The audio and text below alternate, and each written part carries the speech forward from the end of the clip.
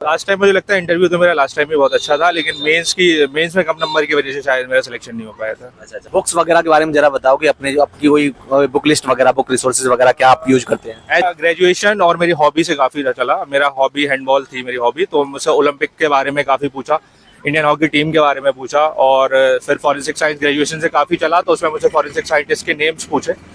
मुझे लगता है कि आपको कॉन्फिडेंस की कमी नहीं होनी चाहिए, वो बहुत काफ़ी मेक कंफर्टेबल कर देते हैं और बहुत ही डेप्थ से क्वेश्चन, इजी क्वेश्चन, ग्रेजुएशन से आपके क्वेश्चन आ रहे हैं, तो इतना कोई लोड लेने की जरूरत नहीं है और आराम से अपना कॉन्फिडेंस मेंटेन करें। मुझे लगता है कि सबसे बड़ी गलती जो प्रीलिम्स के टाइम पे बच्चे करते हैं वो है मल्टीपल सोर्सेस। नमस्कार दोस्तों, आप लोगों का बहुत बहुत स्वागत है हमारे चैनल पर।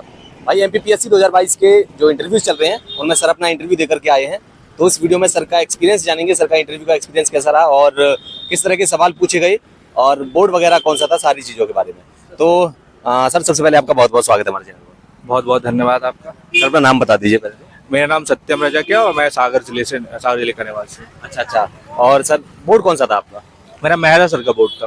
कितनी देर लगभग इंटरव्यू चला होगा आपका? मेरा 15 से 20 मिनट लगभग इंटरव्यू चला है। ओके, और ये आपका अटेम्प्ट कौन सा है, इंटरव्यू कौन सा है? हमारा थर्ड अटेम्प्ट है, सेकंड इंटरव्यू है हमारा। अच्छा, दूसरी बार आप इंटरव्यू दे रहे हैं। और मीडियम कौन सा है आपका? मेरा इंग्लिश मीडियम है। अच्छा, इंग्लिश मीडियम है। तो सर आप जैसे दूसरी बार इंटरव्यू दे रहे हैं, लास्ट टाइम क्या कुछ गलतियों की वजह से या क्या कुछ मिस्टेक्स रही आपकी जिसकी वजह से नहीं हो पाया? लास्ट टाइम मुझे लगता है इंटरव्यू तो मेरा लास्ट टाइम भी बहुत अच्छा था, लेकिन मेंस में कम नंबर की वजह से शायद मेरा सिलेक्शन नहीं हो पाया था। अच्छा, तो अभी जैसे आप इंटरव्यू पैनल के सामने पहुंचते हैं तो किस सवाल से आपकी शुरुआत होती है? सबसे पहले जैसे मैं इंटरव्यू गया तो उन्होंने मेरा सब्जेक्ट देखा, मेरी बीएससी है वो फॉरेंसिक साइंस से, न्यायिक विज्ञान से, तो उन्होंने बोला कि आप न्यायिक विज्ञान इतने अच्छे सब्जेक्ट से पढ़े हुए हैं तो आप उसमें क्यों नहीं आना चाहते, एडमिनिस्ट्रेशन में क्यों आना चाहते हैं। इस सवाल से मेरी शुरुआत हुई थी। इसके बाद में कौन सा और क्या क्या सवाल थे? इसके अलावा मुझसे ये पूछा कि आप अगर फॉरेंसिक में जाना चाहें तो आपके पास क्या क्या अपॉर्चुनिटीज़ हैं, आप वहाँ क्यों नहीं जाना चाहते हैं। तो मैंने उनको बताया कि सर ऐसा ऐसा है, ये फील्ड में अपॉर्चुनिटीज़ है, स्कोप्स बताए उनको मैंने फॉरेंसिक साइंस।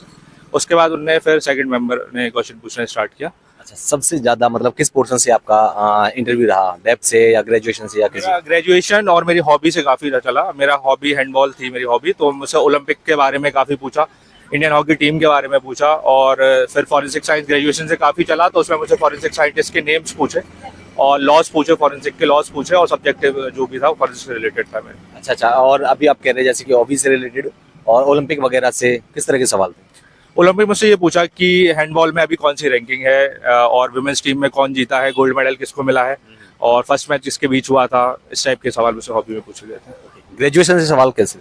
ग्रेजुएशन से मुझसे फॉरेंसिक से सवाल यही पूछा गया कि फेमस फॉरेंसिक साइंटिस्ट के आप नाम बताइए, और इंडियन फादर कौन है फॉरेंसिक साइंस का, और क्रिमिनोलॉजी और फॉरेंसिक साइंस में क्या डिफरेंस है, दोनों को कंबाइन क्यों समझते हैं।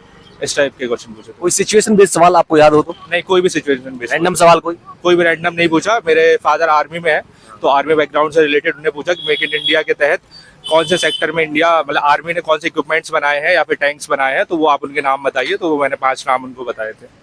आर्मी में ज्यादातर उनके सवाल हायरार्की से होते हैं, तो ऐसा कोई सवाल था? नहीं, हायरार्की से कोई सवाल नहीं आया उनका, डायरेक्ट मेक इन इंडिया से था कि मेक इन इंडिया में और डीआरडीओ का क्या योगदान है आर्मी में, ये पूछा उन्होंने। अभी जैसे कि यूएस में भी कुछ हलचल चल रही है, इलेक्शन वगैरह, वहाँ से कुछ प्रेसिडेंट वगैरह इलेक्ट हुए हैं, उससे सवाल? करंट अफेयर से कोई क्वेश्चन नहीं आया, सिर्फ डिजिटल अरेस्ट का क्वेश्चन आया था जो कि साइबर फॉरेंसिक और डिजिटल एविडेंस से रिलेटेड था वो भी।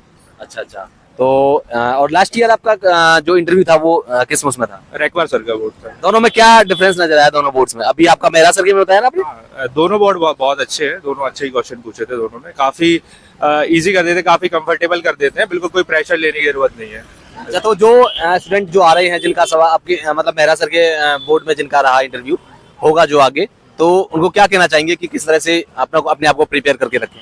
मुझे लगता है कि आपको कॉन्फिडेंस की कमी नहीं होनी चाहिए, वो बहुत काफी मेक कंफर्टेबल कर देते हैं और बहुत ही डेप्थ से क्वेश्चन, इजी क्वेश्चन, ग्रेजुएशन से आपके क्वेश्चन आ रहे हैं, तो इतना कोई लोड लेने की जरूरत नहीं है और आराम से अपना कॉन्फिडेंस मेंटेन करे और जो आपको आता है अच्छे से उसका रिवीजन करे, डेप्थ को अच्छे से एनालाइज करके आए, डेप्थ से ही ज्यादातर क्वेश्चन बन रहे हैं। अच्छा, इसके अलावा सर अगर मैं बात करूँ कि जो बच्चे तैयारी करना चाहते हैं वो किन किन बातों पर ध्यान दें, क्या क्या मिस्टेक्स इस दौरान होती हैं, इस प्रिपरेशन के दौरान क्या कहेंगे उनसे आप? मुझे लगता है कि सबसे बड़ी गलती जो प्रीलिम्स के टाइम पे बच्चे करते हैं वो है मल्टीपल सोर्सेस, जो कि मल्टीपल सोर्सेस नहीं, आपको one source multiple time revision करना है, आपका यही है प्री के लिए और मेंस के लिए। जितना ज़्यादा से ज़्यादा आप कंटेंट पहले याद करें और उसको लिखने का प्रयास करें, लिख के याद करने का प्रयास करें, तो मुझे लगता है कि काफ़ी हेल्पफुल होगा ये बेचने का। प्रीवियस ईयर के पेपर्स वगैरह आपने लगाए होंगे? प्रीवियस ईयर के पेपर्स देख सकते हैं, लेकिन अभी जैसे कि सिलेबस बदल जाता है या फिर पैटर्न चेंज हो जाता है, तो प्रीवियस ईयर से बेटर है कि आप कंटेंट पे फोकस करें और टेस्ट सीरीज लगाएं, जो नए पैटर्न पे टेस्ट सीरीज आ रही है तो वो ज़्यादा काफ़ी हेल्पफुल होगी। अच्छा, एमसीक्यूज को किस तरह से लगाया जाए ताकि ज्यादा सिली मिस्टेक्स ना हो, किन किन बातों का ध्यान रखें जब आप पेपर अटेम्प्ट करें तो? सबसे पहली बात तो जब भी आप एमसीक्यू लगाते हैं तो जो टेस्ट सीरीज आपने लगाई है तो हमेशा उसको ऐसा नहीं कि आपने 70 नंबर है 80 नंबर है आपने तो छोड़ दिया। आप उसको घर आके प्रॉपर एनालाइज करिए, जो आपसे गलतियां हुई हैं उनको अलग से लिखिए, जो फैक्ट आप भूल रहे हैं, जो गलतियां की हैं उनको अलग से आप नोट करिए, उनका रिवीजन कीजिए। जो आपको आता है उसको आपको इतना ज्यादा बार बार रिवीजन की जरूरत नहीं है, जो आपसे सही हो रहा है, लेकिन जो आपसे गलत हुआ है उसको एकदम अलग से आपको कॉपी बना के चार्ट बना के जो फैक्ट्स आप भूल रहे हैं उनको अलग से लिखने की जरूरत है मुझे लगता है। सर, तैयारी के दौरान आपको ऐसा लगा होगा कि नहीं ये मेरा जो चीज मैंने करी है, आपकी जो कोई भी स्ट्रेटजी होगी या कोई और भी, कि ये मेरा सबसे स्ट्रांग पॉइंट है और अगर ऐसा ही किया जाए तो ऑब्वियसली पेपर को निकाला जा सकता है, तो क्या कहेंगे इसके बारे में थोड़ा? मुझे ऐसा लगता है कि मैंने हमेशा बुक्स पे जो भी मैंने बुक्स पढ़ी है उन पे हमेशा विश्वास किया है। ऐसा नहीं कि मल्टीपल सोर्स, मेन हमारा सिंगल सोर्स है मल्टीपल रिवीजन, यही मेरा रामबाण जो है आप कह सकते हैं, इसी को मैंने फॉलो किया है। मेंस के लिए मैंने इतनी टेस्ट सीरीज नहीं लगाई है, मैंने पहले कंटेंट को याद किया है, कंटेंट को समझा है, कॉन्सेप्ट को समझा है, उसके बाद उसको अच्छे से लिखने का प्रयास किया है। मुझे लगता है क्योंकि डायरेक्ट आंसर राइटिंग में आप उतर जाएंगे, अगर आपको कंटेंट याद नहीं है तो मुझे नहीं लगता कि आप अच्छे आंसर राइटिंग कर पाएंगे। क्योंकि जब तक आपको कहीं 5 मार्कर है, कहीं 3 मार्कर है, जब तक आपको उसको कंक्लूड करना नहीं आएगा, कॉन्सेप्ट नहीं समझेंगे, मुझे नहीं लगता कि आंसर राइटिंग बेनिफिशियल होगी जब तक आप कंटेंट अच्छे से कॉन्सेप्ट ना समझेंगे। बुक्स वगैरह के बारे में जरा बताओ कि अपने जो आपकी कोई बुक लिस्ट वगैरह, बुक रिसोर्सेज वगैरह क्या आप यूज करते हैं? ऐसी तो कोई खास बुक लिस्ट नहीं है, लेकिन जो मेन जैसे कि एमपी की एक बुक्स आती है मुकेश महेश्वरी, जैसे हमने पढ़ी है, परीक्षा धाम हो गई, एमपी के लिए हो गई, पॉलिटी के लिए तो सब लक्ष्मीकांत ही प्रेफर करते हैं, और लूसेंट हो गई, ये सब बुक्स पढ़ी है प्री के लिए। तो मेंस के लिए मैंने उत्कर्ष के, निर्माण के, इनके नोट्स पढ़े हैं मैंने, और सारे फिर उसके बाद खुद के नोट्स बनाए। ये सबसे मेन स्ट्रेटेजी है, खुद के नोट्स बनाए आप, ताकि एग्जाम के टाइम पे, क्योंकि 6 दिन का एग्जाम होता है, आप एक एग्जाम दे के आते, दूसरे एग्जाम के 4 घंटे 5 घंटे मिलते हैं आपको, उसमें आपको नींद भी पूरी करनी है सब। तो आपके खुद के नोट्स जब तक आपके पास नहीं होंगे तो आप ये सोचिए कि बुक से रिवीजन हो जाएगा, तो नहीं हो पाएगा। तो आप खुद के शॉर्ट नोट्स तो जरूर प्रिपेयर करिए, आप चाहे उसे फ्लो चार्ट के फॉर्म में बनाइए, आप चाहे जिस भी पॉइंट मेथड में बनाइए, वो आपका अपना पर्सनल, सबकी पर्सनल स्ट्रेटेजी होती है नोट्स बनाने की। लास्ट में क्या मैसेज रहेगा आपका?